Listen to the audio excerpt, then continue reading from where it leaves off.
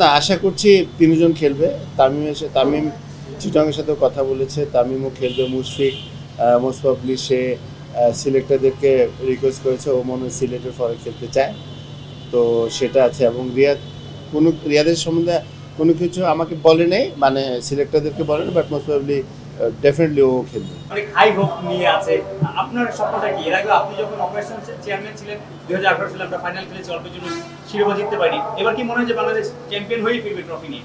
দেখেন, টি-20 ফরম্যাটটায় কেউ কিছু বলতে পারে না, যে ভালো খেলবে সে জিতবে, এবং 1-2টা ওভারে কিন্তু চেঞ্জ করে দেয়। তো আমার কাছে মনে হচ্ছে, আমি মনে করছি যে আপনার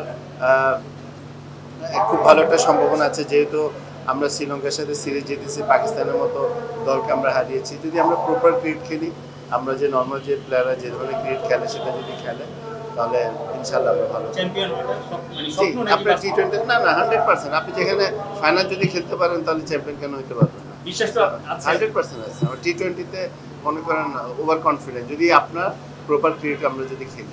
বলছে বগুড়ায়, রাজশাহী এবং সিলেট, এই তিনটা জায়গায় আমরা করব।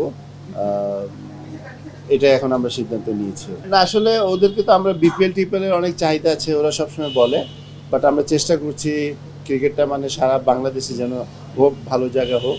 এবং বগুড়া কিন্তু আগে অনেকগুলো ম্যাচ হয়েছে, সেটা আমাদের মাথায় আছে। তারপর রাজশাহীতে মনে করেন যে আপনার প্রচুর ক্রিকেট আছে, ফ্যান আছে ক্রিকেট, অনেকেই রাজশাহীর ভালো ভালো প্লেয়াররা আসছে ওখান থেকে, সো সেটা আছে। এবং সিলেটে যেটা আমাদের ডে নাইটের একটা মাথায় আছে, যে সেমিফাইনাল ফাইনাল হয়তো আমরা ডে নাইট করবো, সেটার জন্য আমরা সিলেটে প্ল্যান করেছি। দেখেন, আজকে কিন্তু আমাদের মেইনলি যেটা হয়েছে, আমি সিলেক্টর এবং প্রত্যেকটা ডিভিশনের ম্যানেজারদেরকে ডেকেছি, কারণ এর আগে আপনারা দেখেন মিডিয়াতে আসছে আপনার বরিশাল নিয়ে কিছু নেগেটিভ কথা আসছে। তো জাস্ট আমরা একটা আলাপ আলোচনা করেছি যেন এই ধরনের কোনো কিছু না আসে, যেটা আপনি যে কোয়েশ্চেন করেছেন সেটাই আমরা আলাপ আলোচনা করেছি, যে একটা ভালো যেন স্ট্যান্ডার্ড থাকে। এবং সেটার অনেক কিছু এই মিটিংয়ের মাধ্যমে আমরা বের হয়েছে, যে নর্মালি মনে করেন যে আপনার অনেকে অনেক ধরনের হেলমেট পরে খেলে, যে আপনার সেটা আমরা চেঞ্জ আনছি, যে আপনার প্রত্যেক দলকে আমরা হেলমেট দিচ্ছি এবার। এবং মানে পুরাটা যেন ডিসিপ্লিন, এবং আপনার ক্রিকেটটা এগিয়ে নিতে আসতে হলে কিন্তু সবাইকে সাপোর্ট করতে হবে। আমি সেই নিয়ে আমাদের মধ্যে আলাপ আলোচনা হয়েছে।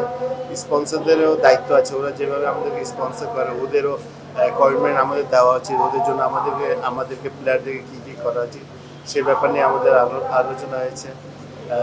তারপর হলো যে আপনার ডিসিপ্লিন নিয়ে, মিডিয়াতে কথা বলার ব্যাপারে, যে কে কথা বলবে, প্রপার ওয়েতে যেন সব কিছু চলে, যেটা ইন্টারন্যাশনাল স্ট্যান্ডার্ডে যেটা হয় সেটা করার আমরা চেষ্টা করছি হয়তো।